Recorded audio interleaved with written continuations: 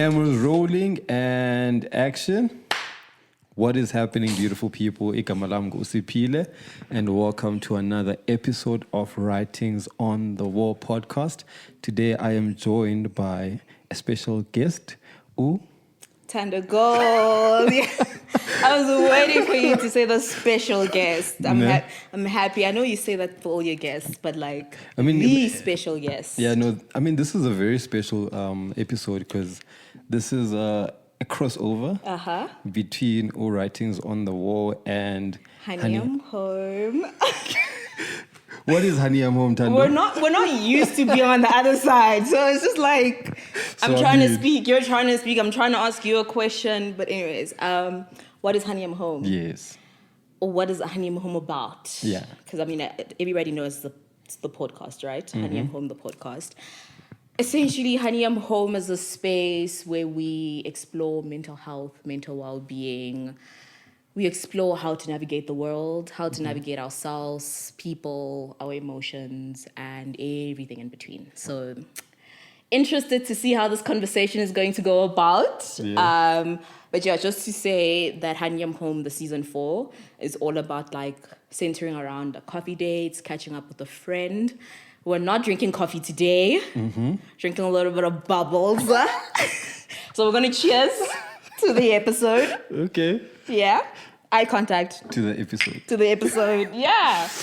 Yeah, you can take over. Welcome to the episode, T. I think it's going to be quite interesting to see how this goes because we both used to being on the anchoring side of the episode. But I think the most important thing is just the conversation that we are going to have. And I wanted you to come through and for us to have this crossover, which I've never done before. Have you? Me too, no. Yeah. I want you to come through. So it's a special episode. It is a special episode. And your episode is not too far away from Writings on the Wall because Writings on the Wall is about leaving writings on the wall and collecting writings from people that have been there before. So basically coming on to share your experience, lessons that you've learned along the way that could help the next person. So that's basically what the podcast is about. I'll drink to that. That's incredible. I'm acting like I don't know. But I know. But I'm just gonna drink to that, you know? Yeah. Incredible. So if for anyone watching, I think the visual side of it will be on YouTube. Yeah. Usiphile on the platform, and then the audio will be on Honey, I'm Home. Which platforms? All streaming platforms. So Apple, Spotify, Google, all your nice things. Yeah, all the nices. I want to kickstart with something you said earlier. Maybe you don't remember. Earlier? Yeah. Okay, let's go. I say quite a lot. So I was just wondering, what did I say? No, you had your event earlier, Amani. And I remember when you're doing the check-in, you said you are grateful. And I thought that was quite an interesting, word to use because there's quite a few things you could be grateful for. But I thought now this would be the platform for me to kind of ask and for you to expand. What is it that you're actually grateful for? Yeah. Interesting. I didn't think that was what you were going to ask me. I thought you were going to ask me about why I did the whole throat chakra practice or the sequence or the brain behind it. But I think my whole existence or just my life in general has been about finding joy in the little things, finding joy daily, finding joy in the community that I have, the conversations that I have. And I'm incredibly grateful to be where I am. I think for someone my age, I'm going to reveal my age. Go ahead. For someone my age, I'm 25. And I think when I look at where I thought I would be right now, I'm much further than where I thought I would be in the work that I do and the impact that I've been able to have on other people, on the community that I serve, the communities that I exist in. And I'm just really grateful that people were open to that. It's a very big task to have a community like ours and to hold space for those people and for those people to even trust you with that space. So I think when people come onto the mat, when they meet us at the garden, I'm always just in awe. I know like people will be in awe of us, like, oh, you guys are doing this really cool thing, right? But it's like, I'm in awe of you for trusting yourself, for trusting us, for trusting your environment and finding your way to the mat. But not even that, just like people that I interact with daily on like social media, or even heck, like just random people at the grocery stores. Those people have so much insight to offer. But we never really get to the meat of things because we close ourselves from those interactions and those conversations. So yeah, I'm just really grateful to be where I am, to be in the spaces that I'm in, to be as accepted as I've been, and also to just have like room to fail forward. I think a lot of the things that I've done, and I've failed in public, I've failed in front of people. I've had multiple businesses before this, and they've all like, I don't want to say they failed. It's more redirected because they've led me to where I am. But I'm just really grateful to have been able to have that space as young as I am for people to say, you're doing really well. And for me to also say, you're doing really well, you know? And I mean, it's a very special task. I think, as you said, it's quite a heavy thing. I think special is the word of the day. Yeah, no? Yeah. It's a very special task, and I say this because, like you're saying, there's a lot of responsibility when people start to entrust their well-being on your hands. Yes. And we don't usually get a lot of that, especially at such a young age, like when you're 25. You know, except now you're still trying to figure yourself out, but you've put yourself in a position where you are now taking on the task to say, I'm going to help guide you where I can, how I can, and obviously the universe speaks to you as well. But before we get into that, because I don't think that's by accident. Not at all. It's not by accident. Not at all. And now that's something that I want to get into, because, like, what is it? Firstly, about, I think if we take it back all the way back, what is it about like your upbringing in your childhood? That what would you need to know about your childhood that would allow us to understand you now a bit better? Oof, that's so layered. And nobody has ever asked me that question. That's interesting. I think going back to my upbringing, where I come from, the household I come from love. A lot of love. Like love that cracks your heart open, that you have no choice but to let so much more in. And that's why as well, I've been really grateful to have been brought up in that environment. My grandmother, a really special human being who took on the role to raise me with the value systems that I have right now, that I carry, the belief system. And I always give this example. My grandmother, around like Christmas time or like these celebratory holidays, she would like open our home for like other people to just come have lunch with everybody, and everybody knew her as Ugogo. Like she was like literally, you know. So I've always been raised in a community of people. I don't know if you share the same sentiment, but a lot of the things that you go through when you're younger somewhat direct where you eventually go and how you navigate the world. And I was just really fortunate that I was raised by that value system, that how you show up for yourself is going to reflect in how you show up for other people. And so a lot of the work that I do is because I do it for myself first. And that translates for the next person. So I'm not going to sit on the mat and tell you guys to breathe and tell you guys to meditate and tell you guys to do the yoga and be mindful and to practice self-care and to release shame and to release guilt, all of that, if I'm not doing it.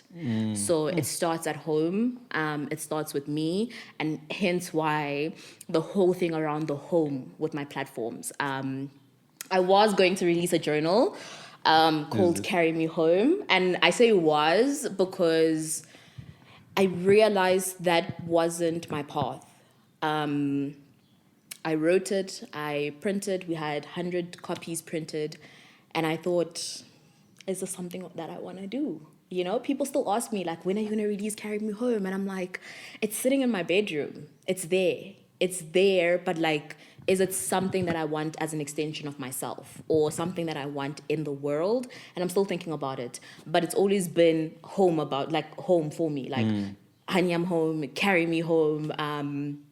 everything has always been brought back to home, and that's where everything started for me. I don't know if you share the same sentiments in terms of like how where you are right now is as a reflection of how you've been brought up or the things you've desired before or anything of that sort. But I really feel like that's where it comes from. Yeah. No. I think. I mean, I hold this very strong belief that where we come from definitely does shape where we eventually end up and the things that we like to attach ourselves to. But I think I'm on the other side where I think I've also shared before where I said it can happen in two ways, right? It can. The first one is because you grew up in an environment which is community-based, and love and home and warmth and stuff. That's what you've embodied, growing up. And you said, I want to replicate what I've been able to receive. Right. And then on the other side of it is when you grow up lacking certain things, which I think I'll be on that side. Yeah, let's speak about that. Let's speak about that aspect. Part. Yeah, and because I mean, it's always nice to have two varying perspectives, and I'm always like very open to those where people share different sentiments to myself. Yeah. So I mean, just for context to people that are listening and don't really know who I am, I grew up in a single parent household. I'm raised by my mom and my sibling.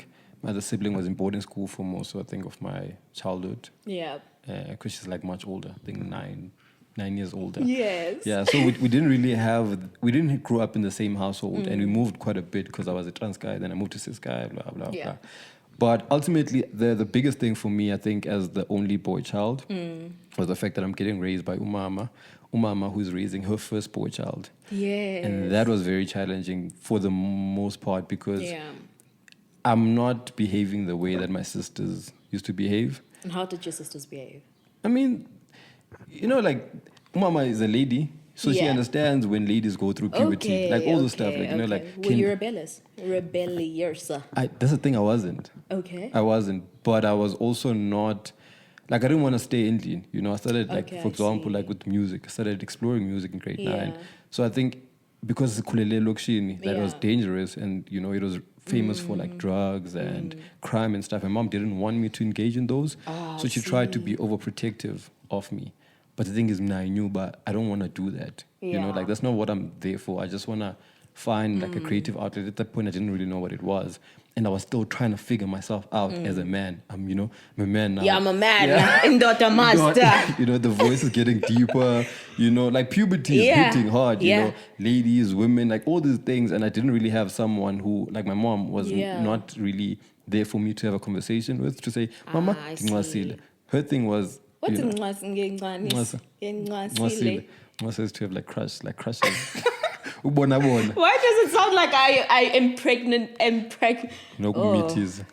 Oh, that's true. My English today, nah? Is out I've been teaching the whole morning, but Yeah, so I think growing up in that kind of environment where there's certain things that were not modeled for me, like I didn't grow up in an environment where there's mama no tata, or utata who could be the male figure to kind of guide me along the way. I then grew up to say, I don't want another person to go through the same thing. And so what I've tried to do is to help out also where I can, with the lessons that I've learned along the way.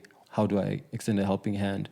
But obviously there's a downside to that because and I was seeing something, I think 2 days ago about, like people pleasers and stuff. Yes. And it's easy to fall into the trap because you know how it is. And I was watching another podcast. I was speaking about marketing, like the business, like marketing or the industry of marketing. And they were saying, as a marketer, you have to be an empath because you have to know how the other person is going to receive it. Yeah. And because I know what it's like to be on this other side of hurt, I try to stay away from hurting another individual. I mean, I do because I'm human. Yeah. But you tend to for me at least, I tend to fall on that side of things, which is fine, but it can also be detrimental at times. True. So the lack of, I know what I don't want. Yeah. So I'll try to find happiness or satisfaction in the opposite. And how did your mom's overprotective nature impact who you are today?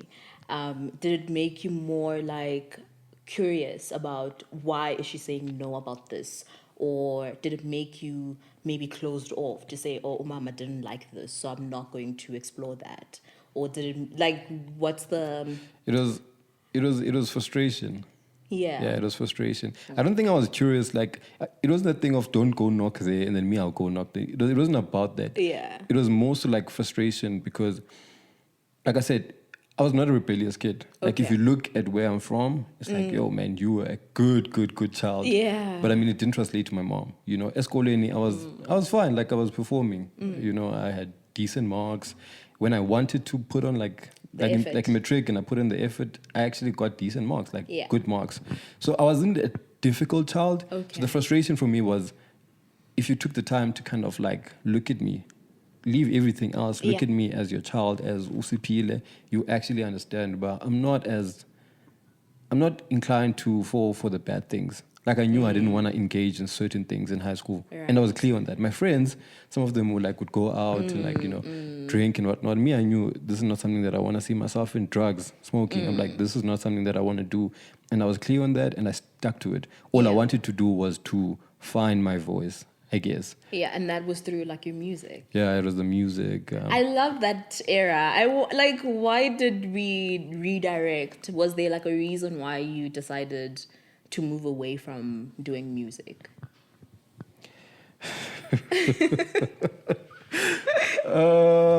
It's life. It's life and it's voices. You know, when a lot of people tell you need to be realistic, you tend to fall for that. You know, when people tell you, dude, this is crazy. Like, where are you gonna go with this music? Yeah. Leave it. You know, this is not a way to live. This you can't make a living out of this. This is a hobby. Yeah. So do it as a hobby. And I remember I had a guest actually, Umihlali Uyapa. She's an assistant director and she's from back home. And I was asking him, like, how did you break out of the small town mentality that everyone has for you to explore something so out of the ordinary? Yeah. And so for me, it was like, you know, life, people tell you, and eventually you fall for it. So I think when I was in varsity, I stopped because I was like, I want to first finish the degree, make the rents happy, then I can explore what I want. But then life happens and it moves on. But for you, you've always had and I say you've always had because the first day we met, actually, I don't know if you remember the first interaction. You always tell me about the first day we met, and I'm just like, I'll never get over that. Like, I'll never. You can't outlive it. Like, I'll never. Like, it's always standard. Like, when people ask, "Oh, how did you guys meet?" I'll tell them because, you know, for me it was so shocking. You know, I'm walking. This person, you said my name like you've always known me, and I remember turning and thinking, who on earth is this? Who is this girl? Who's this little girl? And you looked at me and I looked at, and you didn't say anything. You were just like, oh, it's written on your T-shirt. I was like, oh, okay, hi, what's happening? But you've always had that go-getter thing, and you're gonna initiate. You're gonna want to have the conversation. You're gonna go for that thing that you want, and you didn't really have, or it doesn't seem, at least from the outside, that you've had those restrictive boundaries around you. Where does that come from? For you? Because when they were telling me, leave this music thing, this, push to the side, go explore 9 to 5, decent profession, I guess. But for when you've always just been... I've always been, yeah. Like, it goes way back. My mom even still complains about it now because it's leaked into my sister, right? My sister's in grade 10. And when I was in high school, I used to do everything outside of sports. I was very particular about sports, and I wish I had explored that a little bit more. But sports relied on group activity. And I realized very early on in my life that I don't necessarily like relying on the next person so that we get the results. I was just like, I did netball for like 2 weeks. We're doing suicide squats. I'm like, why are we doing 50? Because somebody messed up, you know? And I was like, this is not for me. I want all the consequences to be on me should I fail. But my business is obviously teaching me something different because I do have a team of people that I work with, and I do need to rely on those people. But from a very young age, I relied solely on my inner strength and like myself.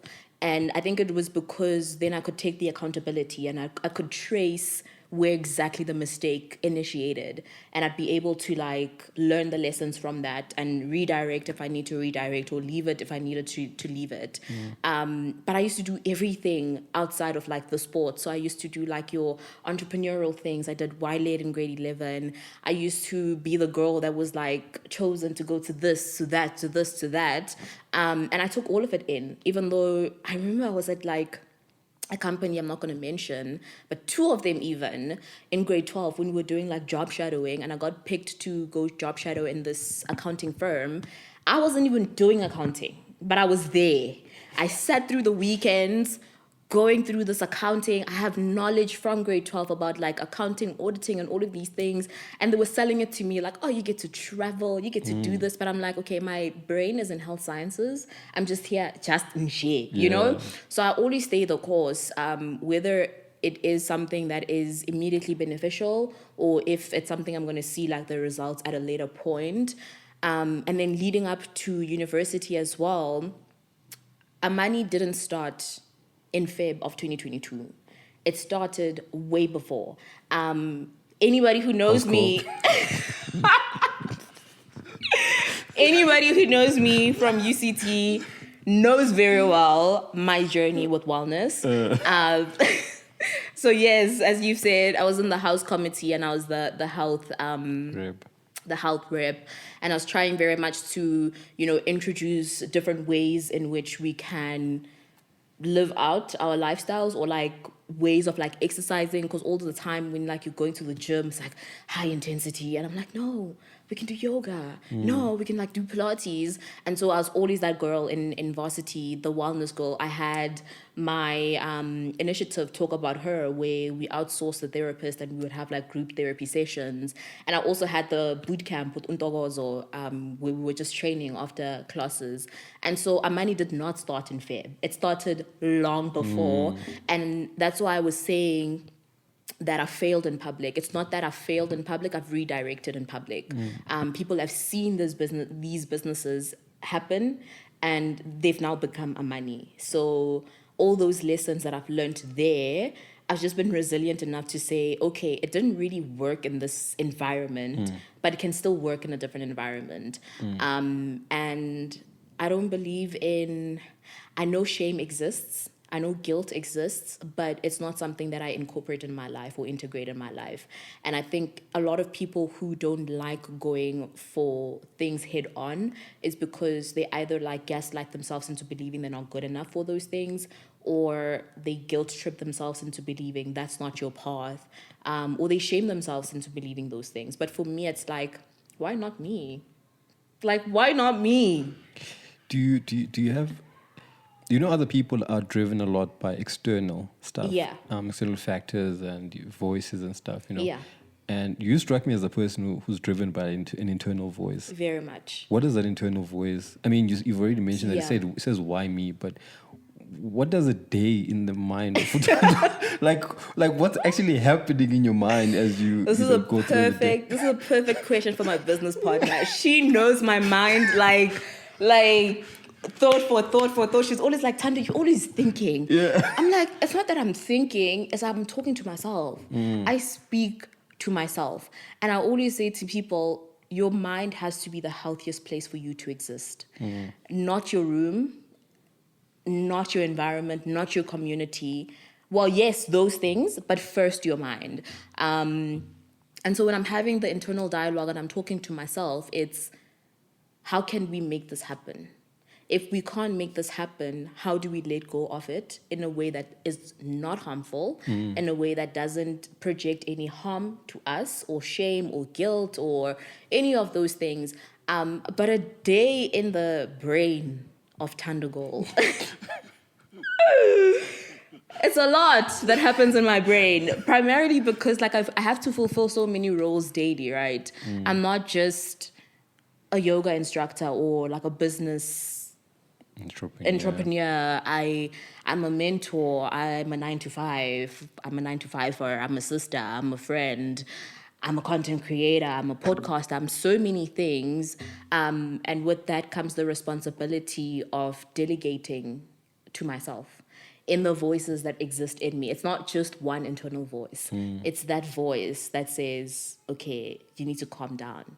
And then it's the opposing voice that says, if we do calm down right now, what will become of us? And then it's, no, but we do need rest.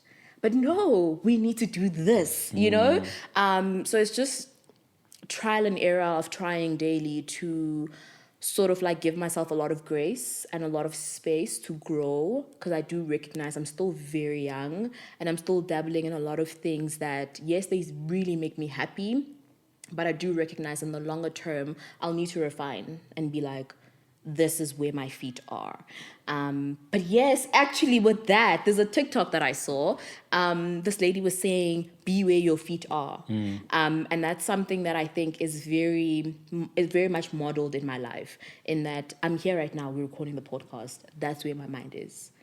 Earlier, I was in the yoga like mode, and I was teaching the yoga, engaging with everybody. Later, I'm probably going to be in like the sister mode. My sister's writing exams. I need to teach her some physics, you know? So it's just really listening to what I desire, what I like, writing about it a lot, because sometimes you tend to forget the things that you like because you're just thinking about them on the spot, and then you get home and you didn't write it down. You're like, oh, what was I thinking about? You know? I don't know if you get those moments, but like a lot, right? So that's why I really encourage people to like write it down. Even in the Bible, it says, write down on your tablet so that it may be clear to God. The vision may be clear to God. So for it to happen and to manifest, it needs to be on paper. And that's why we do affirmation cards. Yeah. But I want to pose the same question to you. Like, you were saying your music, you let it go because of like external voices, external factors. What did you learn from that? And what would you advise 21-year-old Usipile? Like, what would you look back and say, this is what you need to do, or these are the lessons I've learned, and I don't want you to also go through the same things. Yeah. Let's touch on that. I know. You posed it to me. So I think it's only fair. I think it's fair. I think it's fair. No, it's something that I needed to, like, it's a question that I've needed to engage with quite a lot. And if you look there, there's something I wrote in the fridge, but you're not going to see it from here. That's so far. Yeah, but it's written, what if you believed in yourself? Woo. Right. Maybe that should be an affirmation prompt. You know. I'm gonna write that down. Yeah. Can I write it down? Yeah, and it's something that I put there because I mean you go to the fridge every single day, right. So it's a question that I need to engage with. But to your question, what did I learn from it is, it's very important to have, like you're saying, to have a strong relationship with your mind. Yeah. And I say with your mind because now I have this internal voice. I have a lot of voices, actually. You know? Sorry to cut you. Do you know some people don't have internal dialogue? Psychologically, some people don't. That's interesting, is it? Yeah. I've actually, do you know what's crazy? For me, I recall the first time I realized I have a voice in my head. I was like very young. I think I was about grade 2, grade 3. Yeah. That was like I remember I was sitting outside one of these rental houses we used to live in, and I just spoke, but I was quiet, and I was like, "What is happening?" What's going on? Oh, I'm talking. I'm talking, but I'm not talking. Like I remember vividly, and I think from that point onwards, that has been a friend of mine. But another thing I think we can then touch on is that, like the thing about your inner child and stuff. Yes. You know, like I said, as I've grown up, the inner child is there, the voice is always there, and it tries to talk to you like your conscious. Other people say it's your conscious. Other people will mention it's a voice from whatever. But you know, for me, the voice has always been there to try to look out for me. Yeah. And at times, like I've said, when people told me that this isn't the way to go, the unfortunate part is I didn't have enough evidence to know that this is the pathway to follow. You know, I didn't have things that walked before me to show me that it can be done. And so I needed to backtrack a bit to say, well, if you haven't seen anyone do it, what makes you think you can? Right? And I mean, it's a tough thing. As a child, you know, 18, 19, you know, you're like, honestly, I know what I come from, and I don't come from a well-off background and stuff, so I know the struggle. And a big part was I don't want to go back to the struggle. And I feel like if I don't listen to the people that are older and are more mature, and I do this thing that is out of the ordinary, and I fall flat on my face, I'm going back to the struggle. And I don't want that. Back to the thing I was saying, it's running away from the things you don't want and trying to model a new life. Yeah. And if people are saying this is the way to do it, the safest way to do it, you do it. But one thing I've learned is that it does not go away. It won't, because that's your passion. Exactly. It does not go away. And, it catches up with you. It does. Earlier this year, you don't know this yet. I don't know if I've told you. Okay. Yeah. Okay. Yeah, but I've taken like very radical decisions. Okay. So I left my job. Okay. Yeah. So, yeah. Okay.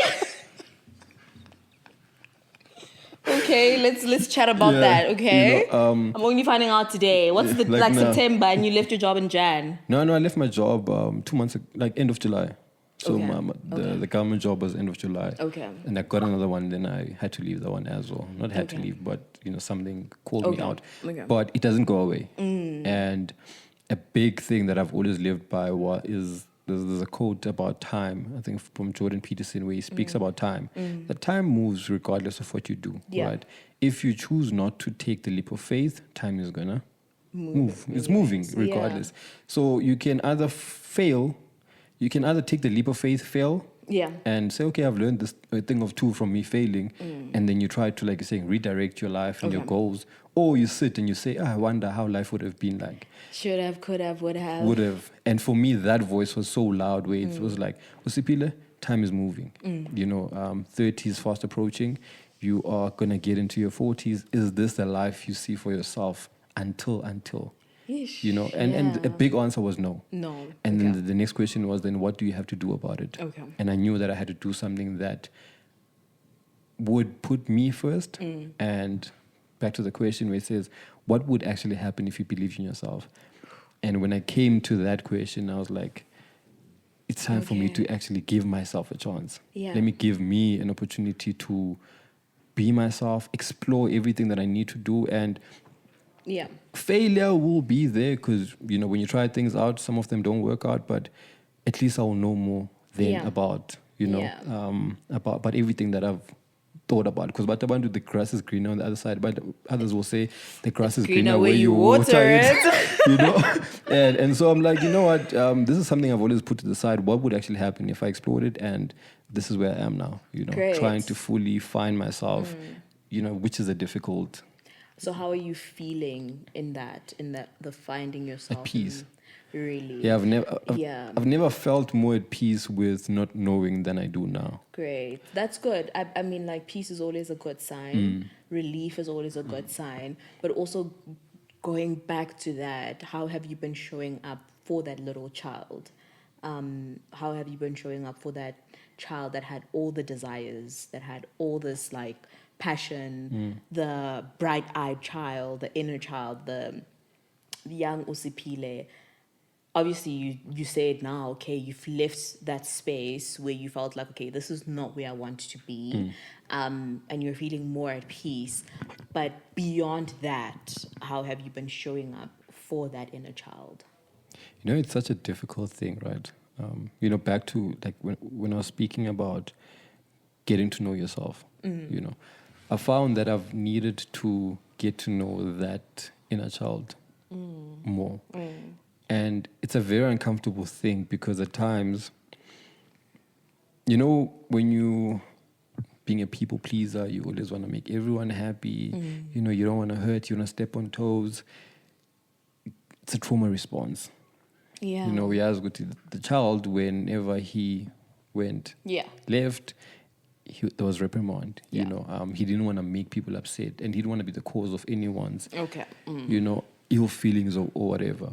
But now, in terms of showing up for him, I've had to realize that I need to take care of him. And that means I, the older version of myself, have to step on toes in order to protect him. Yeah. I have to do or make decisions that might not be appealing to a lot of people around me or make sense to them. Right. But as long as I realize that they bring him peace. Yeah. Finding out, what do you actually want? Yeah. What are you saying to me? Allowing the voice to be more in control. You said you have multiple voices in your head. One is saying, time to slow down. Other one is saying, yo, you go get it now. You know, other one saying, but rest is important. But now just trying to kind of place all the attention to, what is this voice actually saying? You know, let me amplify it. Let me engage with the thing that it likes. And the most interesting thing was, you know, I was having a conversation a few weeks, I think a week after I left my jobs. Yeah. And someone was like, okay, now you want to do music and podcasts and stuff. What's going to happen? Yeah. Why do you want to do them? And I was like, they're like, you focusing on the output. Yeah. The podcast, the platform is an output. Yeah. Music is an output. Yeah. What is the input? Where is it coming from? What is it that you're trying to do with all these mediums? Yeah. Because you're simply just trying to find a medium to do something, but what is it that you're actually trying to do? And exploring that is a tough thing. But I think it's a daily thing that I'm trying to show up, like I'm saying, for that inner child. I don't know if that was your question, but it's just me trying to understand him a bit better. What do you want? How do I take care of you? How do I protect you from me?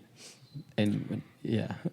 That's deep. Yeah. That's deep. Like, how do I protect you from me? Yeah, That's deep. because I get him. I've become this person who exists in an environment that has boundaries and this and that is accustomed to a salary and, you know, a safe way to live. But how do I protect him from me? Because I contribute to the harm of that inner child, and that's it's not an easy thing to come to terms with. But I think it's an important thing to acknowledge and to understand as a person, because you're not always on the good side of, just because I mean, we know what's bad for our bodies and we do the opposite anyway. So if you know that as an elderly person with facts and science, how much more with the emotional and the internal.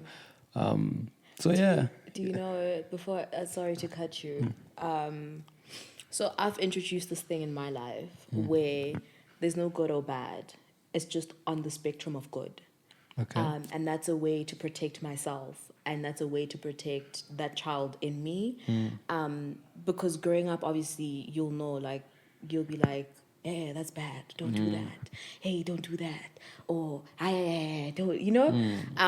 But now, in reparenting my own inner child, we're on the spectrum of good.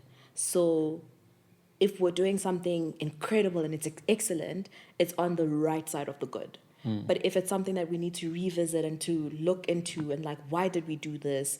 Maybe this wasn't the best way to do it. It's on the lesser side of the good spectrum. But everything is good. It's just that it has its repercussions and its consequences. But for the own safety of myself and my inner child, we're not shaming ourselves into saying, this is bad. It's good that you tried, but maybe let's not do that again. It's good that, like, you've explored that, but let's not do that again. Even as a kid, like, not as a kid, even with a kid, there's this little princess in my life right now who, whenever, like, she does something incorrect, I say to her, it's okay that you did that, but don't do it again, right? If they touch a stove and they feel like, ooh, it burns, it's not like, don't ever do that again, like scaring them into that, but it's like, okay, you can see that it burns. Yeah. Do you want to touch it again? And they'll be like, no, I don't want to touch it again, you know? So I think, like, a lot of us could do with doing away with, like, it's bad, it's terrible, it's horrible. It's all on the spectrum of good. But we should be aspiring to be on the right side of the spectrum, you know? Tell me, just talking about, I think, the inner child, and you're saying you're growing up, you don't really like team sports because you never wanted to rely on the other person. Yeah. And I'm trying to link it to what you're mentioning now about having to reparent and tell yourself, Thando, it's fine that you did it. I'm glad you did it. I'm glad we did it, girl. Just don't do it again. Yeah. You know, just, like, we know how it feels now. Like, yeah. Redirection. You know, and I mean that I have to commend you for it because it takes a very high level of self-awareness. You know, even when you're saying you failed in public or you've been redirected in public, but you still manage to keep, to get up and you move forward again, means you have a healthy relationship with failure or with not making it the way that you would have in the ideal way of making it. Yeah. But now I want to find out from you, getting into a space where you say, I don't want to rely on the next person. Where does that come from? Because a child is not self-reliant. Yes. A child is very much directed by, like you're saying, the parents. Yeah. If parents say, this is bad, that's bad, don't do it. A child wants to be taken care of by their mom, by this. So how do you get to a point where you say, I'm going to be reliant on myself? To a point, like to that extent. To that extent, yeah. Isn't ufuna and the control freak part of it all. I'm glad you used that word. Yeah. I'm glad, because I'm really trying to do away with like being perfect, like perfectionism, control, having things go my way. And that's how it's all been coming about, where I'm like, I have to reparent that child in me that always did exceptionally well. And I never really used to like speaking about this, because obviously people start treating you differently when they find out that, oh, okay, you were like, the dark scholar, or like you had the white blazer, or like you were like an exceptional kid. But just for the context of this episode, I grew up as what I imagine the model child, like the poster child, because I only really focused on my academics or my extramural activities that involved me and my outcome. And where that stemmed from, I actually don't have the exact moment where that stemmed from, but I think when my grandmother passed on, my grandmother raised me all my life, until she passed on. So I used to stay with her, and when she passed on, I remember that day exactly. It was like the day before I wrote my maths prelims. And I went home and there were cars outside. I was like, we never have cars here. There is something going on. Like, what is going on? So now I go into the house, and obviously they sit me down like, Ish, this is what happened, And I saw my whole world like crash, because I was like, this is the person I used to ask advice from. This is the person that everything I needed, that's where I got it. That's where I received it. And I just told myself that I'm going to rely on my inner strength so that I don't ever have to deal with that disappointment. Because for a very long time, I was mad at her, because I was like, you were supposed to take me out after my matric exams. Like, you were supposed to take me to varsity. You were supposed to like be that person where I'm like, okay, Coco, I got a job now. Like, where do you want to go? Like, what gift do you want, But that unfortunately didn't happen. So I told myself, I don't want to get to that point where I'm so reliant on someone's round of applause. I think that was just like, I was waiting, when my matric results came out. I was like, yo, my grandmother would have loved to see this, but she didn't. So I was like, no, it's me. Like, it's just me. I need to make sure that I'm doing the things that I need to do for myself. And I may start crying, but I'm not going to cry. Skis. Okay. This is not how you imagine it going. No. Okay, let me... Your tissues are not even within reach. We didn't anticipate, but I'm good. My special grandmother is watching from, But yeah, I just told myself, I was like, that pain that I felt, I don't want to feel it again. Where like, I rely so deeply on someone's existence to make sure that I feel a sense of accomplishment when those things happen. Because I feel like she was always there to be like, you're doing so well. Like, I'm so proud of you. And then the moment I needed her, she wasn't there. So that's when, for me, things changed. And this was, conveniently me going into varsity. So I went into varsity, and I don't know if you remembered, but like in varsity, I was very closed off. Like I would speak to people, I'd be like, yeah, hey, yeah, sure, whatever. But I never really formed like the deepest connections with people because I was still trying to navigate that grief and that loss. And also that disappointment. Like I had to like label it as disappointment because I was like, hey, girl, you're supposed to live for longer than that. Like what happened, you know? But also just accepting that things may not always work out how I need them to work out. And so now in therapy, learning how to trust people again, not necessarily because people didn't give me a reason to not trust them, but because I'm just like, are you going to be here for long enough? Yeah. You know, it's tough. Like even just like friendships, relationships, everything is just like the first sign of, okay, this person is like a little bit shaky and messing up. I'm just like, hey, you know, I'm out. just like drawing back. But yeah, that's where it started. And I think right now where I am in my journey as just Thando is trying to trust people a lot more, trying to ask help more often. And my business has really been incredible in teaching me that I can rely on other people because I can't do everything by myself. So I do have a team, and I have a team of people that I really trust. And Amani could have happened long before it did, but I was waiting for the right person and the right people, and I found the right people. And you can tell that we found the right community because it's working as it should. So that's where it started. And yeah, we just went through a whirlwind of emotions. Yeah. But my grandmother was really just really close to my heart and really special. But she was my first heartbreak. And it was really difficult to navigate. I haven't gotten over it. I still reference it quite a lot. Still get very emotional about it. But it's also like, I don't know if I can trust people to that extent to be like, you will be there when this happens, you know? So I just rely on my own safety net. Yeah.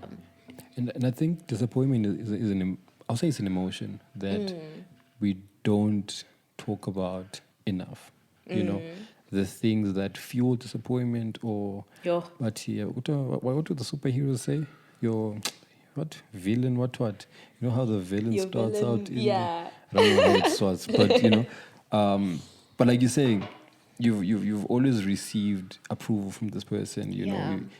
There was a level, the expectation was so high because you're like, when I do this thing, I know they're gonna give me a pat in the back. And in the moment where now I'm achieving what is considered, I think, the biggest thing, the biggest highlight of your high school, which is matric, they're not there, and having to process those emotions are quite intense. You know, I've had a big struggle.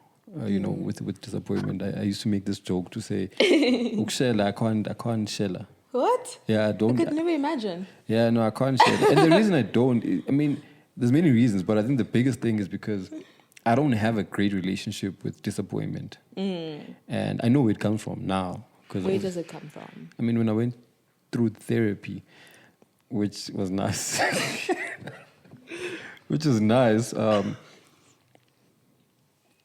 she made me realize or made me understand, because when I went to therapy, I went there to kind of make sense of things. So like, my mind is tlaka-tlakaning, you know, and like you're saying, I'm not a person that like journals. So, and I wasn't making music at the time, so I didn't even have that outlet to say I'm going to make a song to make sense of what's in my head.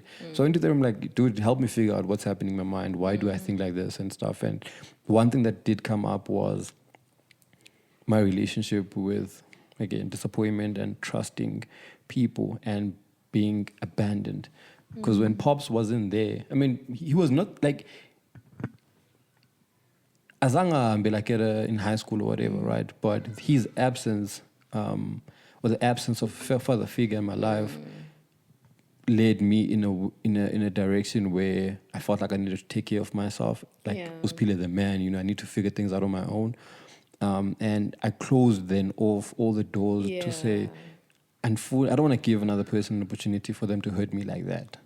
So my expectations of individuals, friends, relationships, family, wasn't really that high. Like, it's like, if you're there, you're there. I appreciate you. If you're not, you're not. But if you're not, I can also live with that. You know, like, if you want to stay with me, then stay with me. But if you don't, you know, like, I'll live with that. You know? I know, But just because I figured something, I realized just because I figured that out doesn't mean that it's changed quite a bit. I mean, it's gotten better. I can see it. I'm like, oh, how are you measuring the by how much betterness? how much I can ask for help. Okay, great. Yeah. Same. Yeah. It's tough. It's very tough. Because people can say no. Exactly.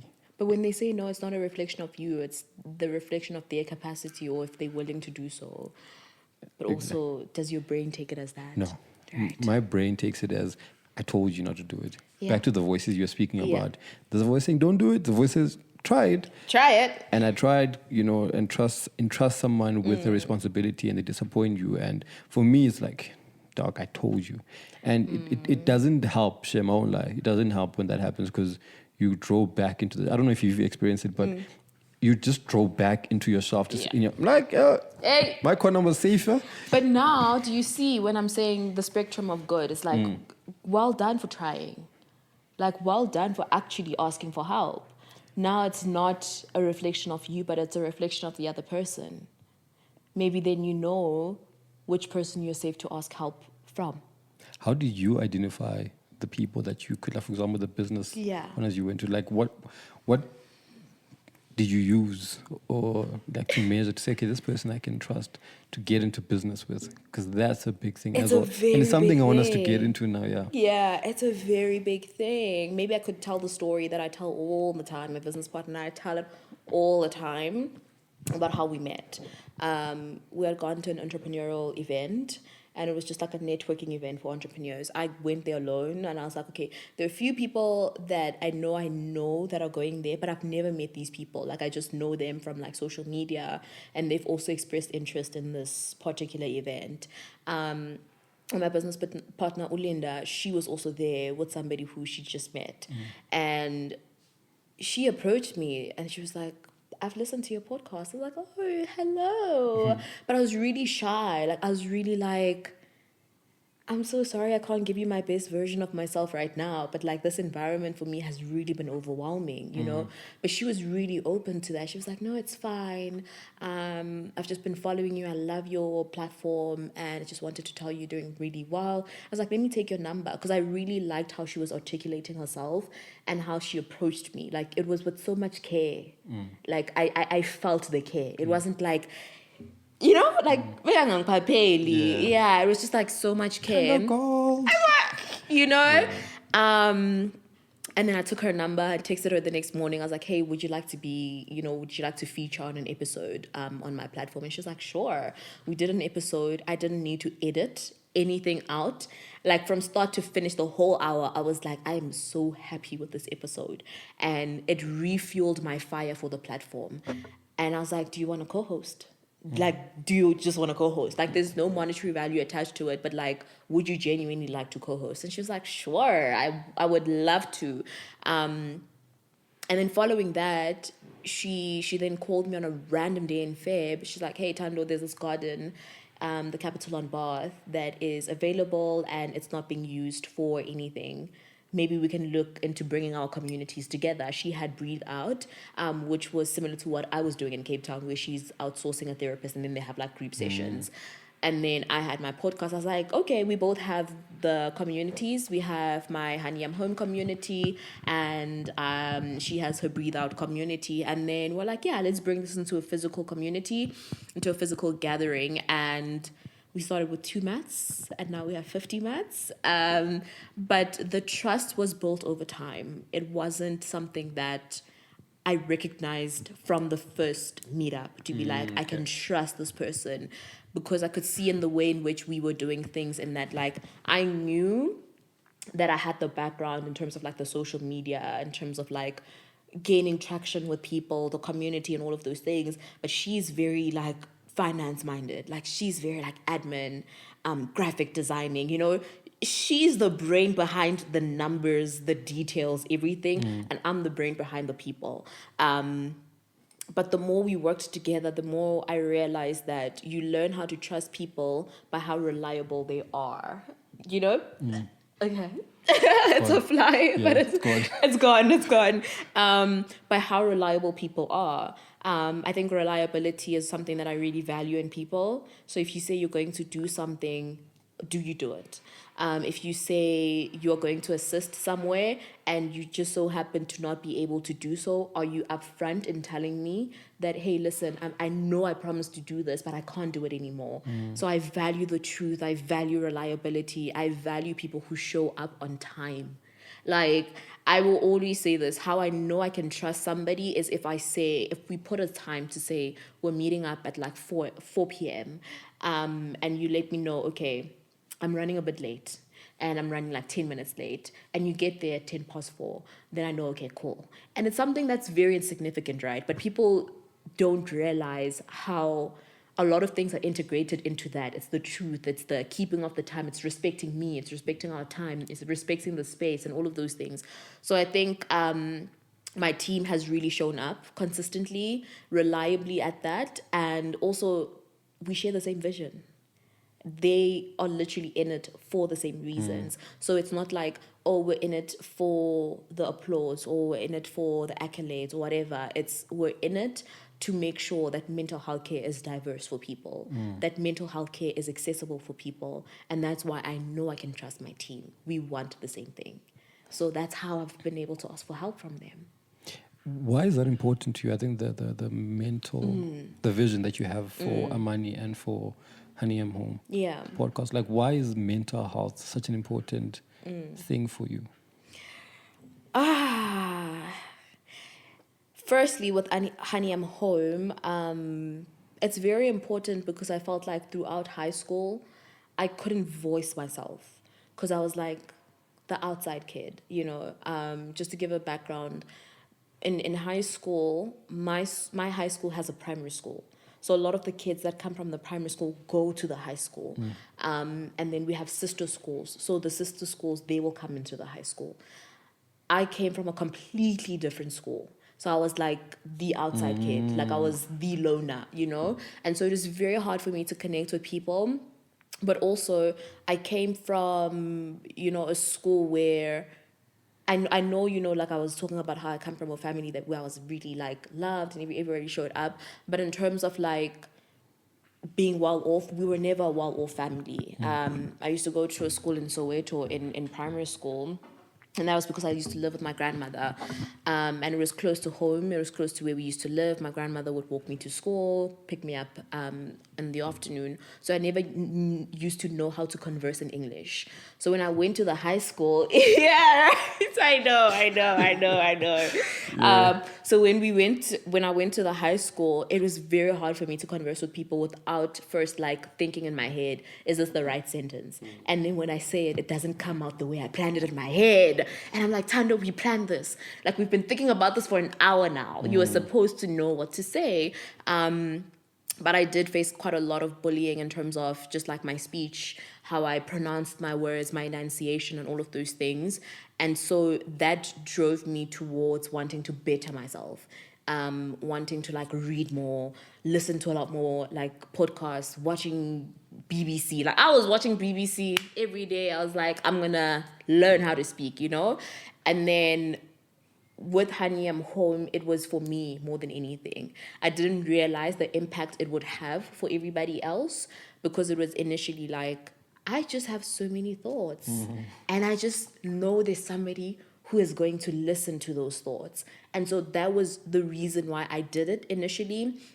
And then with like mental health care and mental well-being, it's because it's something I've gone through as well, where you face like stages of really not feeling hopeful or not worthy, not enough, and all of those things. And I'm like, if I feel like this, there's somebody else. Even if it's one person. For me, it was like, even if it's just Usipile, and that's it. It's Usipile and I. Yeah. That is it. That's why I started the podcast, and then it grew beyond what I had anticipated. I thought it was going to be like within my own little community. But then people from Namibia started texting me. People from Kenya started texting me. People from the States started texting me. And I was like, I'm seeing this podcast climb up the ladder. We're number 2 on the Apple podcast. I'm like, what is going on? No, I was like, what is going on? I had to sit with myself. I was like, okay, this is work that is important. It means that there's a need for that work and there's a need for those conversations. Thank you. It's not coming out. It is. It is. You just have to like. Oh, there we go. Thank you. You're welcome. Sorry, everybody on the audio. We're just applying lip gloss. I forgot there's going to be just audio. I'm just so used to the video that, when there's silence, people can tell. I know. Do you have the this is what lid you're for doing, the applicator? Thank you. There we go. But yeah, so it grew beyond that, and I realized my impact, and I realized that perhaps my reason why I'm here is so that I could create those spaces for the people to exist that need them, which also translated into Amani. So Amani is the physical expression of the visuals and the audio and the offline connections. And post the pandemic, there was such a loud cry for community. I don't know if you felt it, but like we were indoors, we were with ourselves, our brains, our minds, our bodies, and we really needed to be outside with people. And I was like, how can I be that person who facilitates that space? How can I be that person to say to people, mental health care doesn't have to have one face. It doesn't have to be you going to therapy.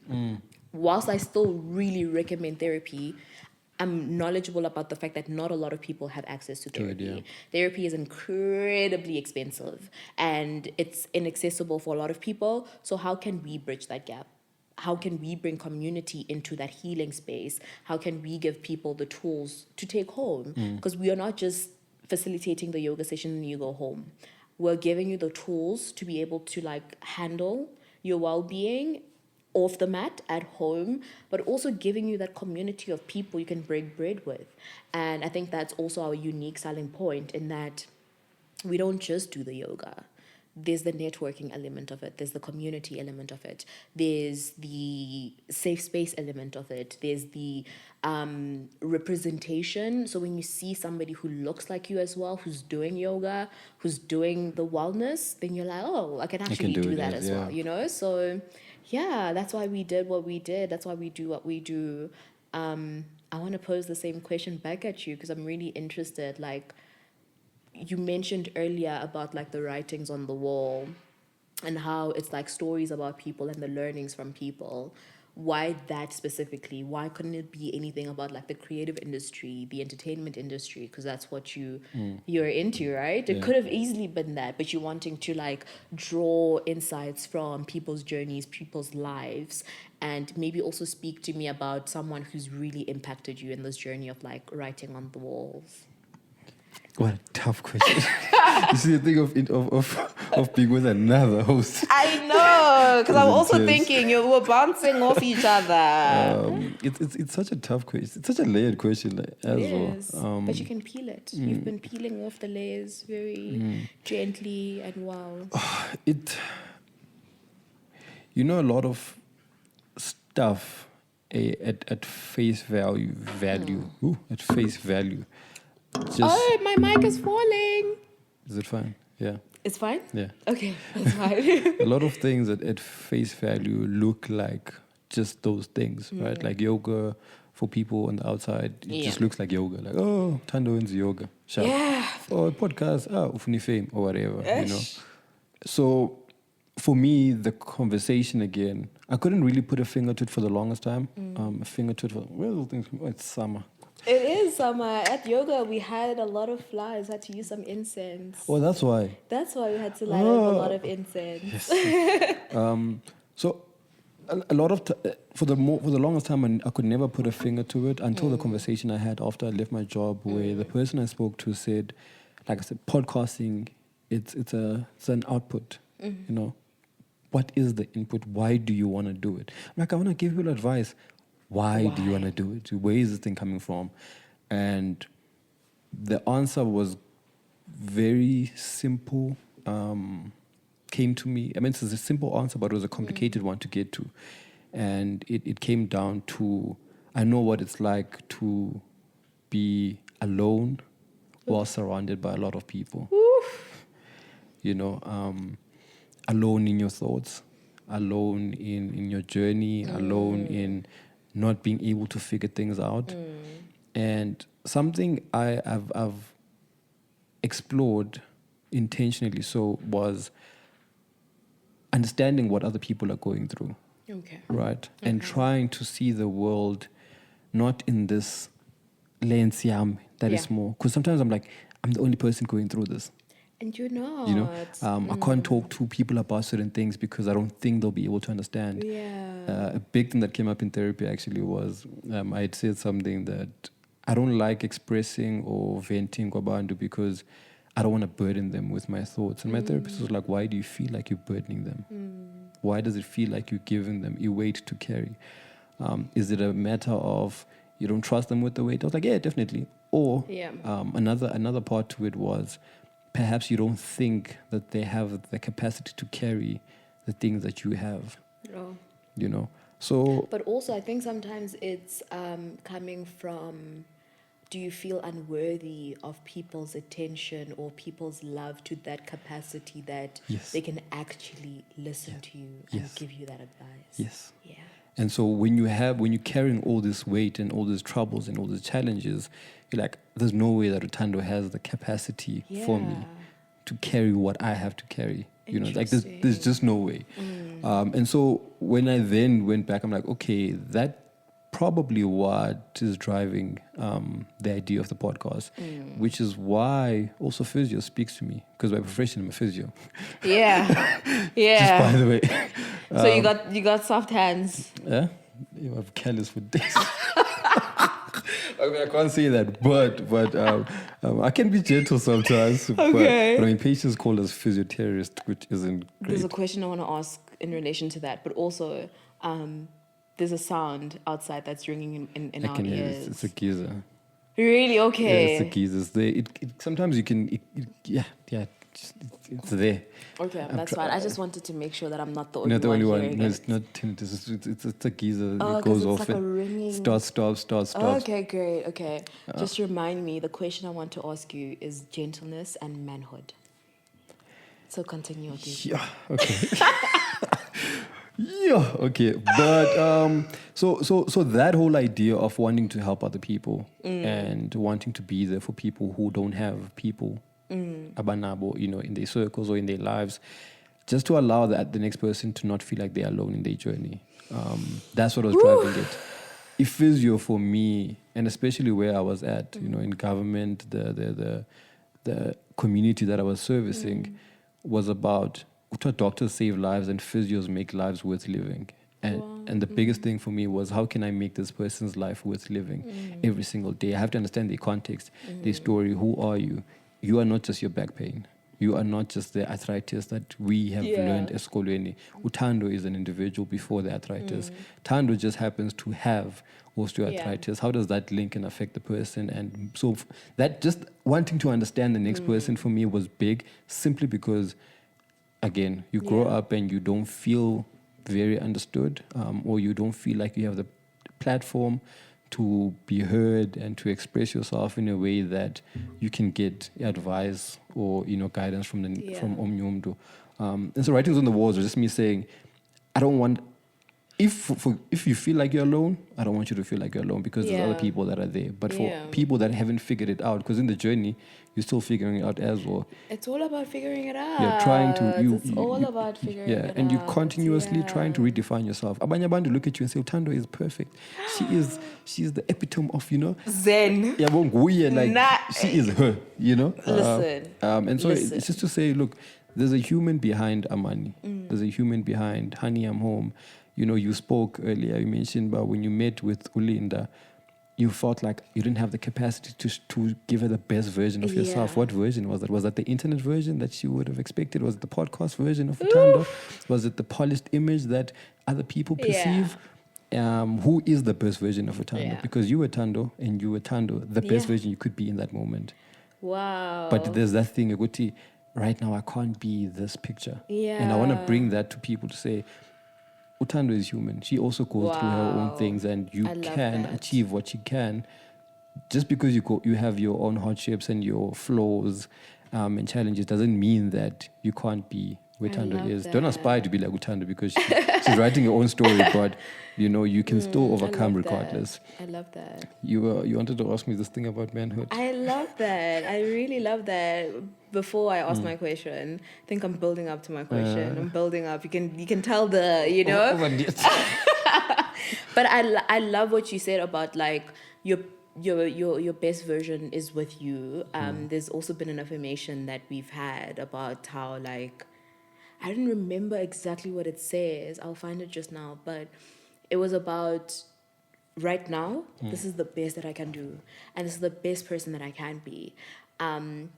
I think then at that time frame, in that time period, it was like, I'm so anxious, I'm so nervous, I'm around like so many new people, and I don't really know what you know, what you don't know. Like, what are you expecting of me? Because a lot of times when people know you from social media, they're like, oh, it's this zen girl, it's this kind girl, it's this gentle girl. But like, maybe you caught me on my worst day. Maybe I just had my coffee like spilt or something, and I'm like, I'm mad because I love my coffee. Maybe I'm mad. I'm like, I don't want to talk to nobody. That's still my best version.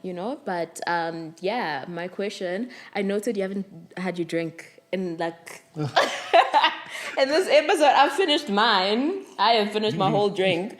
But no, Shem, I'm joking. My question is not going to be tough. But you did mention how like you're sometimes gentle. You can be gentle. You can lean into that gentleness. I've been seeing quite a lot of men not take up the call to come to yoga or to take better care of themselves. Like they have to present this version of themselves that's like strong and resilient and tough and hard.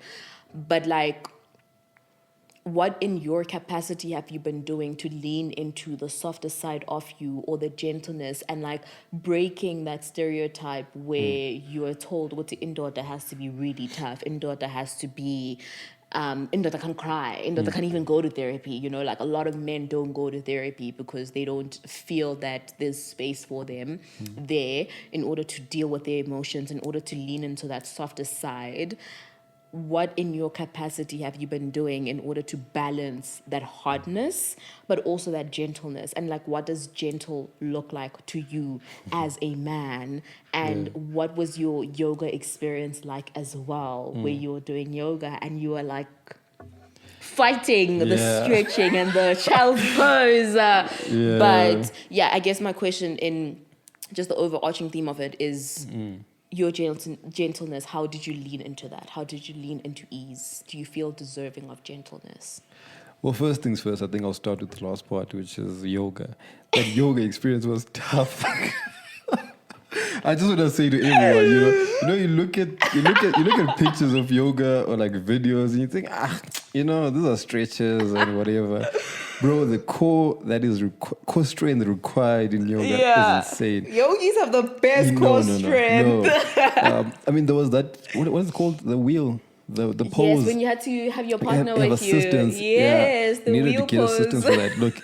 Look for me, it was nice. It was a nice environment in terms of, I think, the energy that was there. Right. There was a lot of calm and a lot of gentleness, that you could just feel, born and people. One person said that they feel safe, Matidiso. Yeah, and that can only happen when the environment allows them to be, Right. So there was that. I'm like, this is definitely it's like tangible. You can almost touch it and feel it.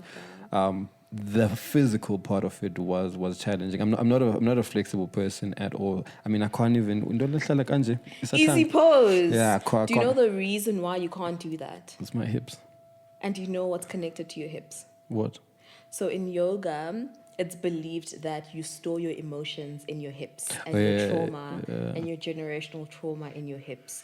So a lot of the work we do is to try release that trauma. And that's why a lot of people sometimes end up crying in the sessions and releasing those emotions. So the more you work on those hips, the more you're releasing the emotions.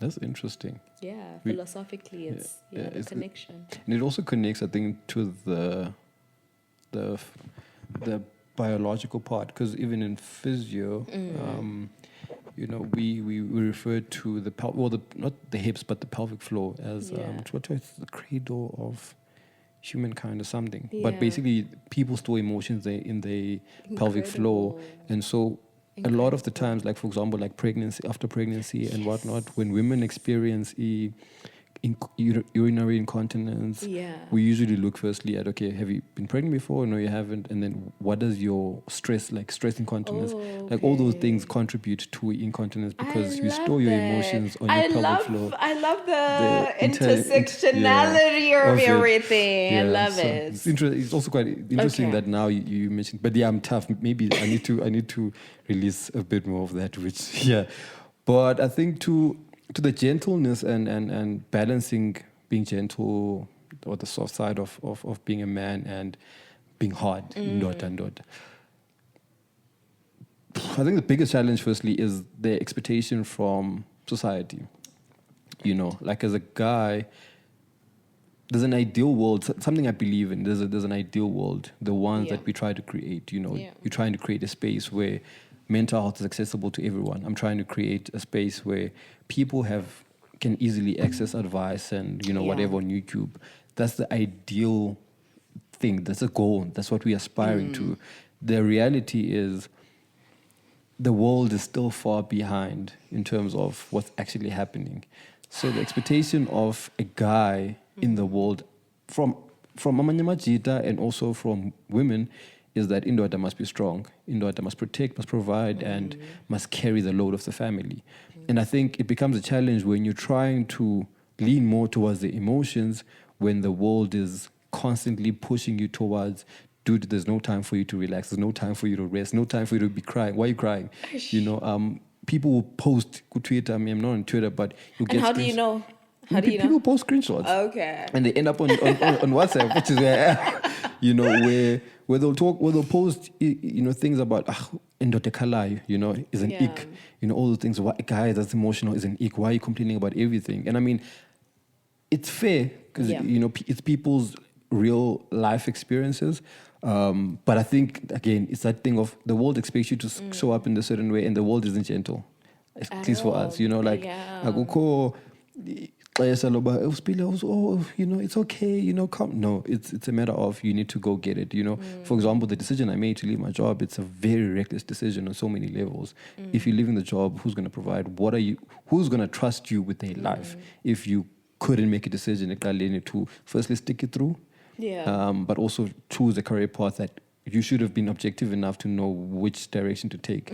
Like, it feels like I'm just flowing with the air. So there's that part of it where you need to be resilient, you need to be tough, you need to be callous. There's an episode I spoke about which was about being callous. You need to have a callous mind. You need to not be as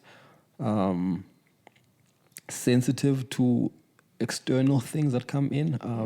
But the other side of it is the big struggle, which, I'm not sure if you're aware, but for example, like the suicide rates for men is... I'm very aware. I'm very aware. And the reason is, in as much as the world expects us to show up in a certain way, inside we humans, we are, I always make this joke to say, Abantu Badala, life is crazy. Like, we start crawling, you can't feed yourself, you can't speak, then you you grow up, and then you become this person that is, their 30s, 40s, and you're excelling, and then you go back to, like, Mona 80, you go back to being a child, basically. You need to wear diapers, people taking care of you, etc., etc.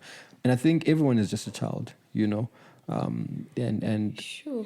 We need that, the things that a kid needs, we all need.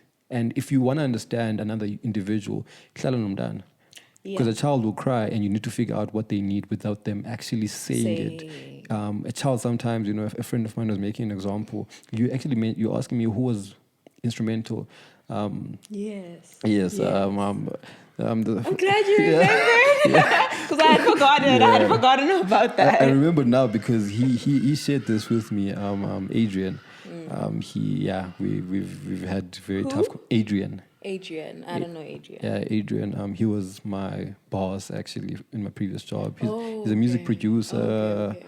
Yeah. But he's my bro. Okay. So he's got a kid, and he was like, he's just watching his kid the other day, and she was just there next to him. Yeah. Like, he didn't want anything. He just wanted to be. And he's like, what do you need? It's like, she was just there.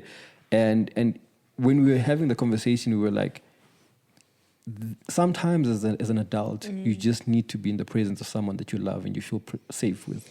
You don't want anything. Nothing. You don't want the whole. Nothing. You just need to be in the presence. Just need the security. But because we have grown up to be these people that were told, but there's a cause and effect.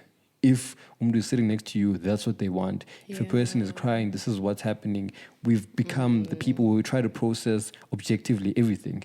Uthando, if Uhlelapa and she looks at me a certain way, what is it? She's just there. What is it that she needs? She needs attention. They need love. They need to be taken care of, and everyone does. And I think now, back to what I was saying is, if you understand that about humans, then we can then explore the next level, which is how do we address those emotions and those needs as a man. Luckily for me, I've been surrounded by friends, who we have spaces where we can talk properly. I was actually messaging Usimpiwe, my co-host. I know Simpiwe. I was messaging him because he's in KZN, so I was messaging him today to be like, yo, I heard that you're out of the province. When I come back, I miss you. And being able to say that I love that. Being able to say Do that. you guys give each other hugs? Yeah. I love it. I love it. Yeah, about wise and stuff like Miles, all of them, like we able to say, yo, dude, I'm not having a good day. What's happening? And we check up on each other.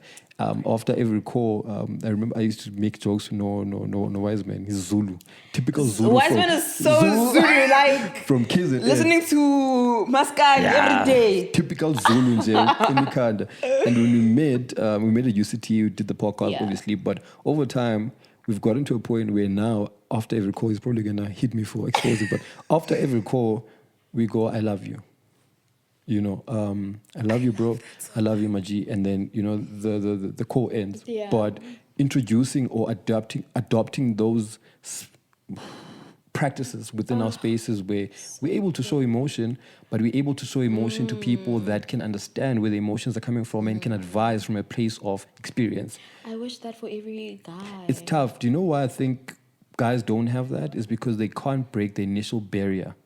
We can't break that societal barrier that is created by society, where even outside of this, like machita and stuff, but there's the barrier that you should be a certain way, like Uthando. And I wanted to get into that, but I think because of time. How long are we in it? We 120 now. Oh, it feels like 30 minutes. Yeah. Yeah. But sometimes people expect you to, like you're saying. The Thando online is the person that everyone expects to see when they see you in person. Yeah. As a man, Amachita realized, but hey, I need to show up a certain way. So when I'm building friendships, Namachita, I have to be kanje. But you just need that in one conversation to say, hey, my dog, I'm not doing well. One of my friends, Anele, he's in KZN, and we've been calling each other a lot because we're in a similar stage, and we talk every day. Maji, wake up. Yeah. At 7, vuk upi, because now I'm not answering to anyone. Yeah. No one is saying. So he says, vuka, are you keep talking? And I'm like, okay, listen. But I know it's coming from a place of love. It's not coming from a place of judging. But usipile ulele. No, it's like, Maji, I know you had a tough day yesterday. I'll give you a break for namhlanje, but ngomso we have to wake up and we have to keep going because he understands the world is not as gentle to us. Yeah. So we have to look out for each other. And I think that's something like you're saying, I wish a lot of guys could have access to. So. But also guys aren't in touch or in tune with their emotions because they don't understand them. So you can't explore a space when you don't even know what you're feeling. I know. I think one thing that I've noted though is there are a group of men who are taking up that challenge to create those spaces. One of my fellow yogis, I had interviewed her on my platform. She was talking about how they do broga, so it's bro yoga. And so there are men who are taking up the challenge, even like with the likes of you and Wiseman and Miles and Usimpiwe. It really starts with a small group of people to say, we're saying no to those narratives. And that's the very same thing with feminism. It starts with a few group of people to say, no, women should have bank accounts. Women should be able to work, And so I think the challenge now is, are you going to stay the course? Are you going to stay long enough for you guys to be able to see whatever it is that you're doing in your friendship, translating to all other friendships as well. Because it shouldn't be existing between you and Wiseman only, where you can say, I love you. But Wiseman should be able to say it to another man. And you should also be able to say it to somebody else, you know? And that's the domino effect that we're trying to create. And I just wish men were gentler with themselves. I know it's like the societal pressure but you have agency over your decisions, and you have agency over who you choose to engage with, who you don't want to engage with, the spaces you want to be in. And that agency also allows you to say, I don't identify with that norm. I don't identify with the norm that says men cannot be soft, because the world that we are building requires for men to be soft. Because when men are softer and kinder and gentler, it will be a reflection in their relationships as well with people, and they will be softer with those people as well. The suicide rates as well, I would like to believe that I know my stats very well, but I'm not going to quote them just in case, you know. But a lot of it is because of the friendships that men have with each other. I think with women, we always like have these quarrels and the fights, and it looks messy, but it's because we're calling you out. Like, why did you say that? Why did you do that? Why did you not show up? But I feel like with men, it's always like, oh, good idea. You know, we're just chilling. You know, we're chilling. So I feel like there should be spaces where men could speak to be like, hey, you know what? I'm actually not fine. And like be able to identify emotions by name. I find that that's really powerful to say, you know what? Today I'm actually feeling sad. I'm feeling exhausted. I'm feeling angry. I'm jealous. Not to be like, I hasn't correct as today, but like, what's going on? Angas. You know, like think about it. Like, sit down and think. Do you know? I think also guys are like against or fighting this movement. Like, you know, that's saying be soft, is perhaps again to what you were saying about not being able to identify and name things. Is the association of being soft is you're not a man. So. You know, if Umdu comes out and say, okay, you're soft, it's like, yo, so and you're not, you know. So I think, you know, a conversation that we honestly need to have, which is tough, and I'll explain to you why it is tough at times, is how do we train or rather encourage men to be a lot more emotionally intelligent? You know, because they can fight. I don't want to be soft. Okay, cool. At the very least, let's try to exercise a bit of emotional intelligence. Understand emotions, understand an emotional brain. You know, you can't just act out. There's a video, I think, again by Jordan, or an idea by Jordan, where he says, men who are like emotional are dangerous to society because they're emotional, but they're not able to control or understand or navigate the emotions. If angry, they can just be angry out there. If said, said for days, where I think the most important thing is to first identify those emotions, understand what an emotion is, be able to say, like you're saying, I'm sad. Okay, what does it mean to be sad? Let's identify this for each other. You don't have to be sad the same way that your wife is, because the very same wife can say, or your girlfriend will say, hey dude, you don't go now you don't have to be sad the same way that they are, but you're sad. Can I ask you something though? Don't you think that that's where the power lies, in being able to recognize the times where you need to be soft and the times where you need to not be soft? I think that goes for women as well. It's that you see, women are more, I like to believe, are more emotionally intelligent. Whereas with guys, we don't even understand the emotion, let alone allowing ourselves to be like in tune with them. We don't understand them. And if I'm going to be in tune with anger, I'm going to be in tune with anger proper. If I'm in tune, you know, with sadness, I'm going to be in tune like hectically, because we don't understand them. We can't name them. We can't identify them. We don't know how to navigate them. I could be wrong, you know, but I think it would be a nice place to start, where we try to explore those for each other What do they look like for a guy? When you're sad, what does it feel like? When you're tired all the time and you just want to go to a bar, uhlale, and your kids and your wife at home, what is that emotion? What's actually happening? Stemming from? Exactly.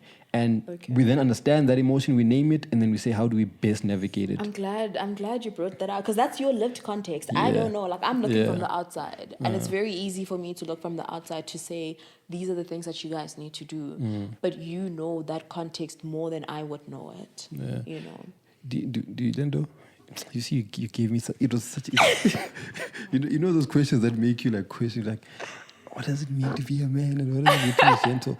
But again, you know, having this conversation for me, like with you, is important and it's interesting because you have a different context and understanding. You, like, for example, with yoga, you've opened up yoga to everyone. But when I was there, I was like, why am I the only guy? But I mean, there was a few gents that were there, but I was like, you know, why Indim?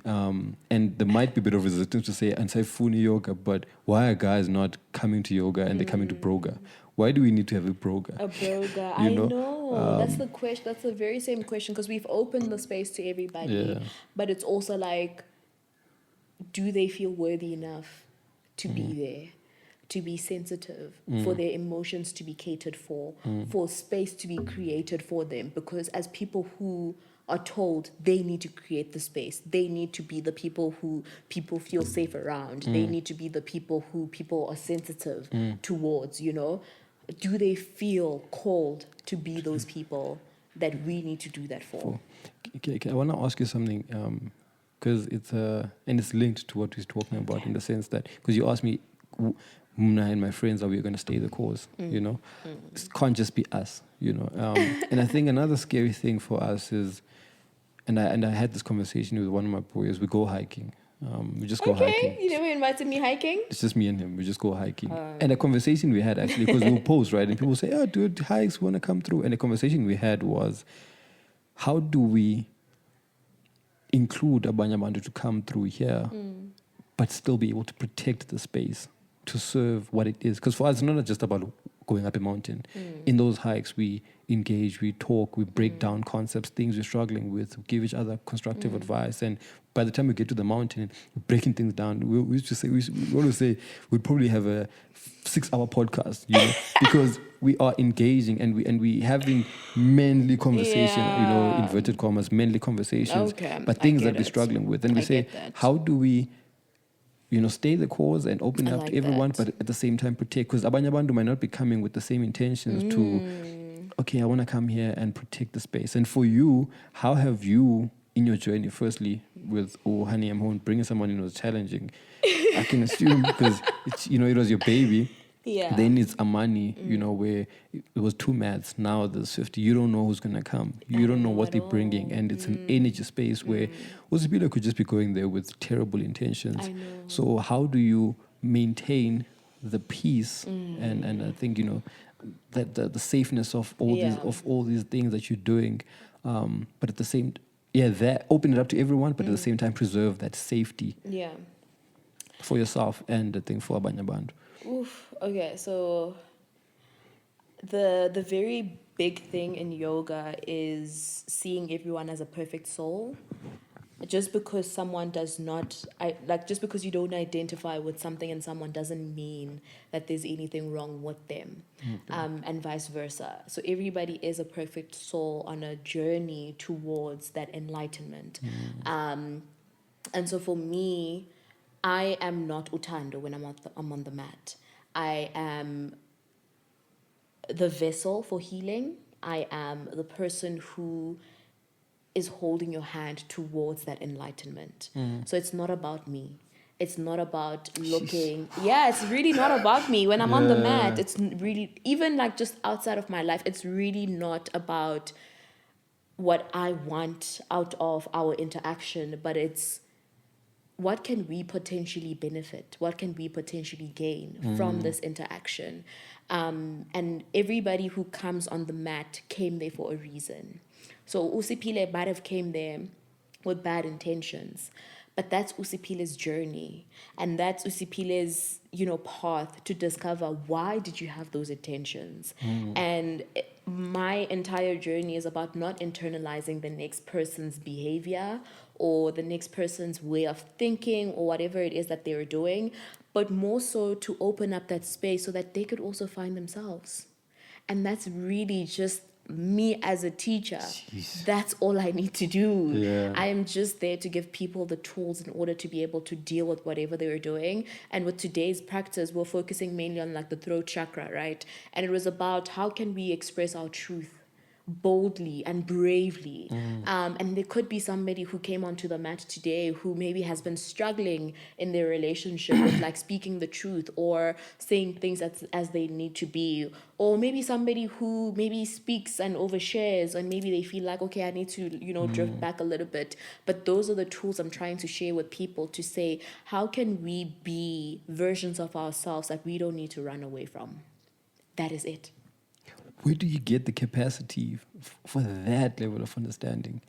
Because I understand there's a spiritual side of it, right? And I always have this battle, even at Kawen, where I'm like, in my head, I want to protect church. Like, I want to protect the environment because church is a hospital for broken souls. And if it was a pioneer with terrible intentions, you're going to hurt people. Yes. And I don't, the idea of that hurts me. Hurts you already. I'm like, you're going to hurt people. And as much as I want everyone to come through and, to go through their own journey, but iba buhlungu with that thing where ukumdu who's coming and they don't have the tools to deal with a negative encounter, and they encounter Usipile who is just there to make sure everyone needs to feel, but I was there, for me, I'm like, it's such a tough thing. So where do you get that capacity to understand that firstly, mentally, spiritually, but balance it with what the inyama, Thando, the person who has a personality and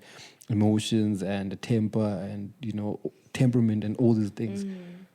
I think it goes back to what I had said already in the beginning, to saying the person that you are is going to have like different walks of life, right? In terms of like, I've gone to UCT, I've had like influences from like my family, from my friends, for all of these things. So even I myself as a person, I'm not perfect. I have my flaws. I have the things that I still desire. I have like a journey that I'm still also traveling. So in me being able to see myself and see my soul, I can see you.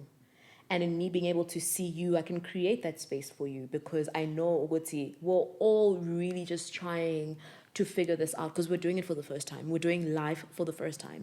You don't have the memo. I don't have the memo. We don't have the manual. Does. And so the big thing that I really do try to do in terms of like, it's okay, my capacity or even just holding space for people is to understand the goal. And the goal is to ensure that we walk each other home. I really believe that we were all put onto earth to love each other.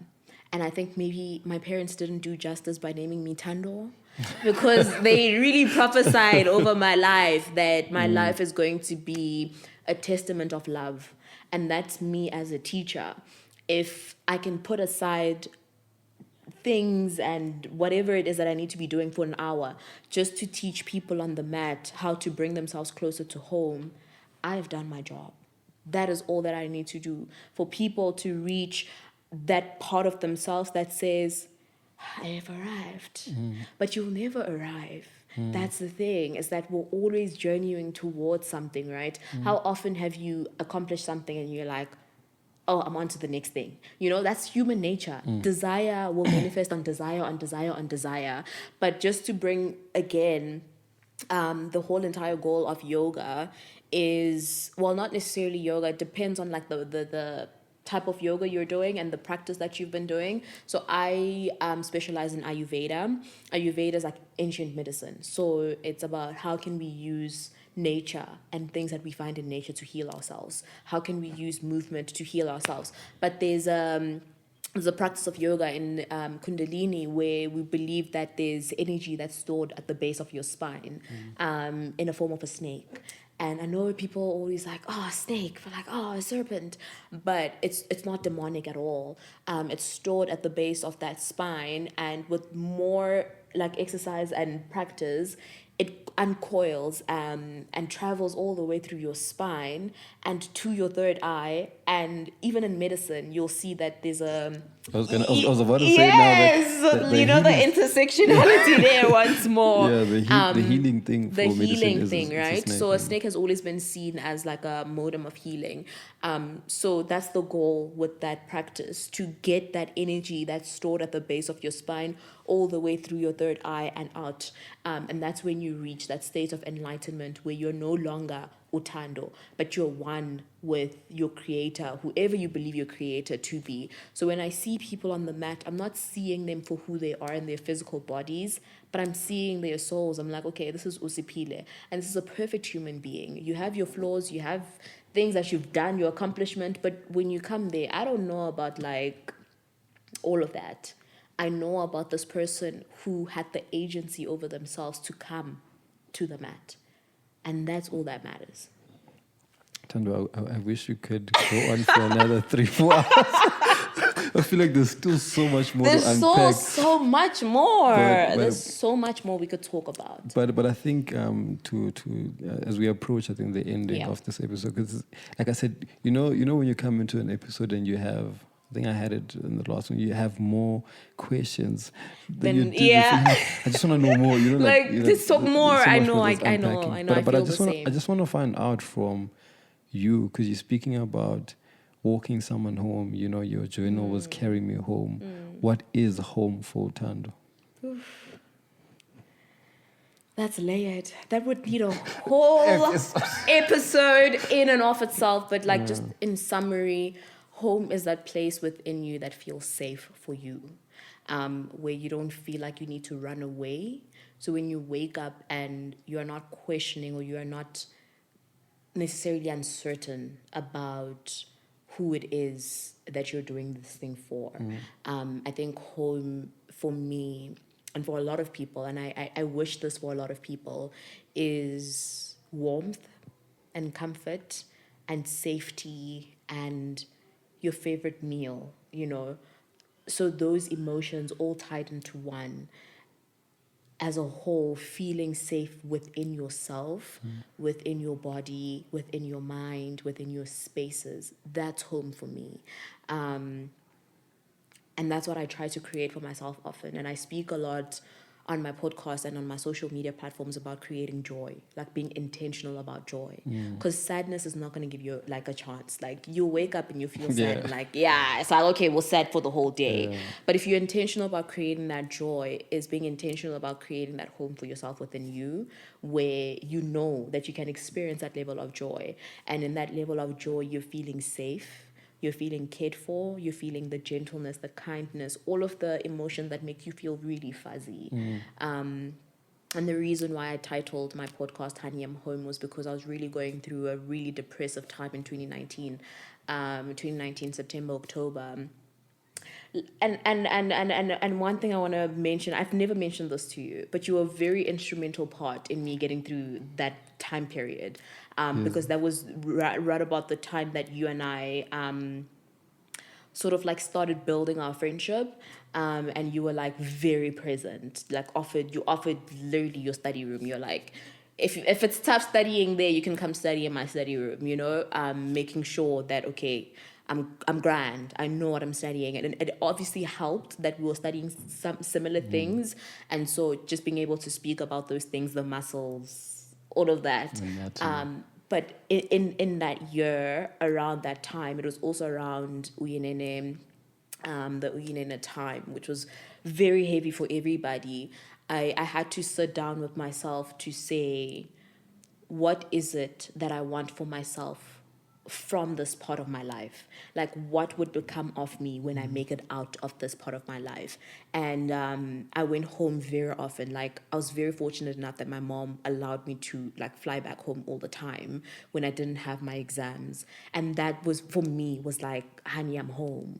Like, I am home, like I'm going through all of these things, but I can always look forward to the end of the week because I'm going to be home and the plane is going to land and my mom is going to be like, I'm waiting for you, So that's why I was like, honey, I'm home. And that's why I'm using the whole like flight thing and that image and the brown. The brown for me is very important. Like I could rebrand all I want, but those colors, the shades of brown, very much like when you walk into a home and you smell like that meat that's just boiling away on the stove, stewing away on the stove, the brown fleece, all of that, like the autumn, it was around that time we're transitioning into spring, but it was like autumn and then spring, and so like the leaves were still very much brown, teaching me quite a lot about letting go, a lot about it's okay to be in your state of being barren and prepare for the spring and the summer.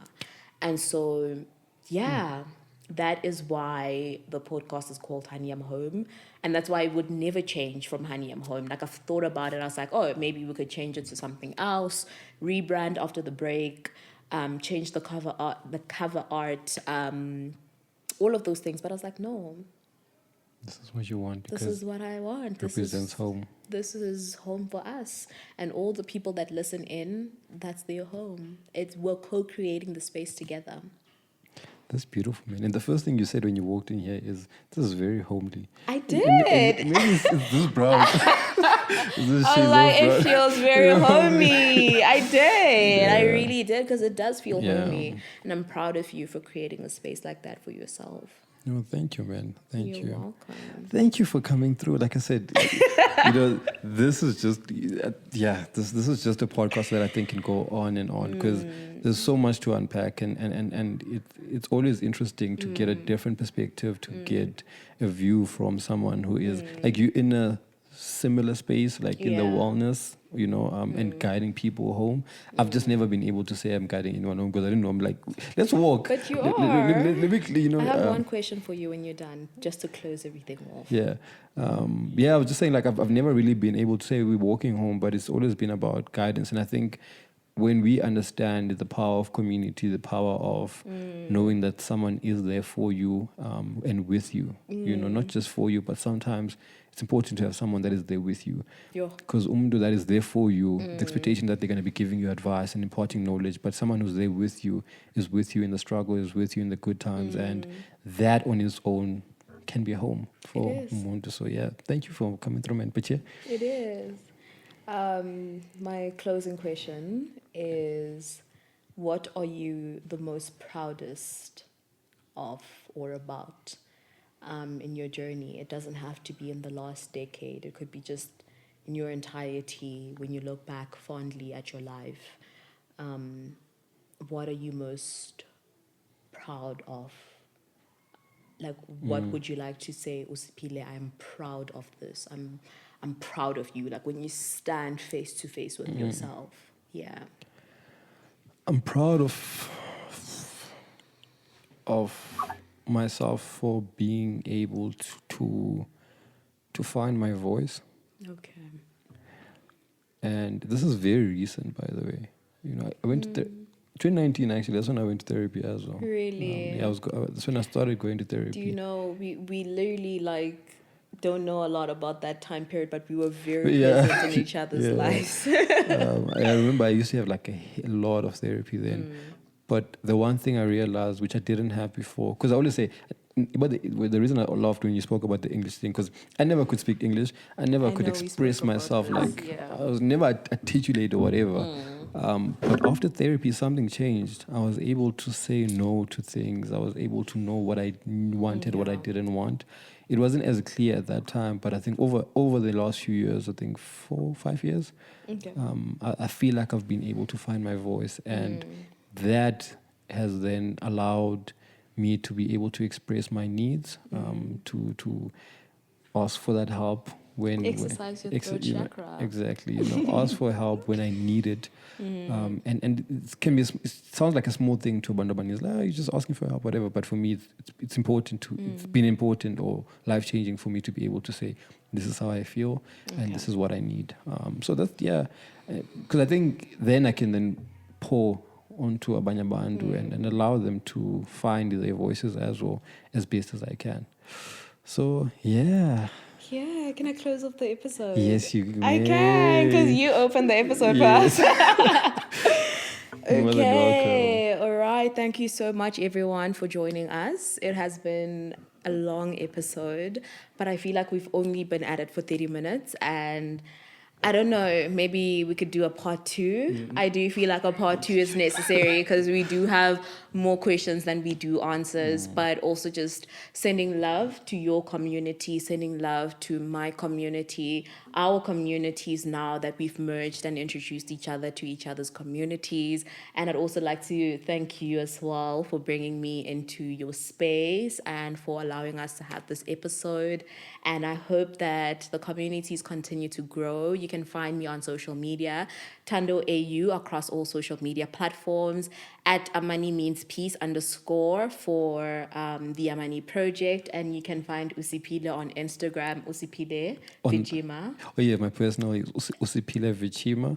And then for the podcast, it's Usipile on the platform. Same on YouTube, it's Usipile on the platform. Okay. But he will link all the links in the description. You can like, subscribe, comment. I've been wanting to say that. You can like, subscribe, comment. But for, the Apple Podcast people, please leave a review. Give us a 5-star rating because it does help encourage the platform to reach other people. And we will see you on the next episode. We're out and peace. Bye.